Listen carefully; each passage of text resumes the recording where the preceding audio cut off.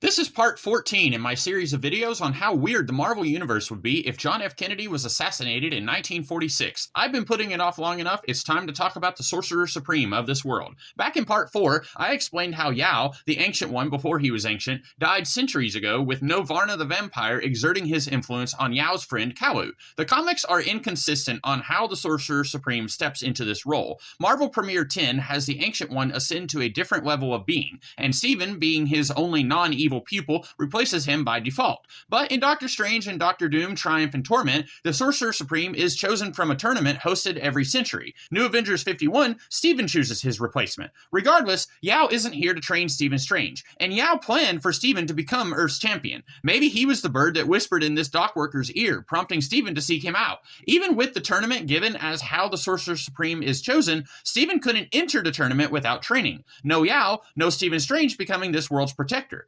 So who steps up to fight the ghosts and goblins? Mr. Knox, we have enough problems in this city without worrying about ghosts and goblins. Stick! In another time and place, he would have trained Matt Murdock before he became Daredevil. On Earth 616 in 1919, Wolverine saved the Ancient One and Stick from the Japanese military. No Wolverine, no Ancient One. If Stick and some other sorcerer tried to steal this artifact, they might not have walked away so easily. Stick was crippled, but he still wants in on the big fight. He realistically sees... No pun intended. He realistically sees he can't do much physical fighting, but is determined to put himself to good use some other way. He soon devotes himself to the mystic arts. Even if the Sorcerer Supreme is chosen via tournament, it makes sense they would train students. You don't want some lunatic to win the tournament. The Sorcerer Supreme students might have the advantage against other hopefuls. Whoever the Sorcerer Supreme is of the early 20th century, maybe Kashala. She started studying magic in the mid-1800s, so she would be old, but we've seen older sorcerers. Styx seeks her out to train him. She sees a fierceness in him that reminds her of herself. Things are quiet until we get to the 1940s. Before 1939, Carl Mordo found out his grandfather and mother killed his father, and he swore revenge. In the main timeline, Grandpa sent Carl to study under the Ancient One. But as Kashala already has a student, Grandpa thinks he can't send Carl to her, so he's instead sent to study with the Zardos family, many of whom have proven to be powerful sorcerers. Yes, Sebastian did address the Ancient One as master in 1943, but we don't know what happened to Sebastian Zardos after that. Maybe he died later in the war. And by the time Mordo found the Ancient One in 46, the position of pupil was open. Yeah, let's go with that.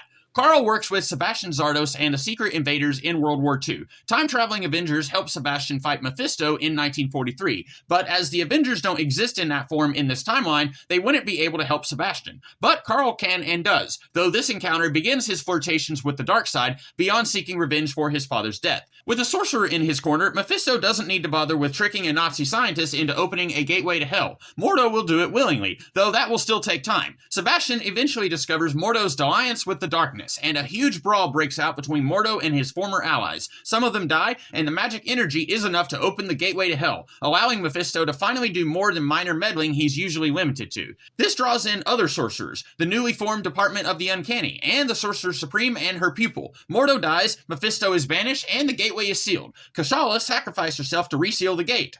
Or did she?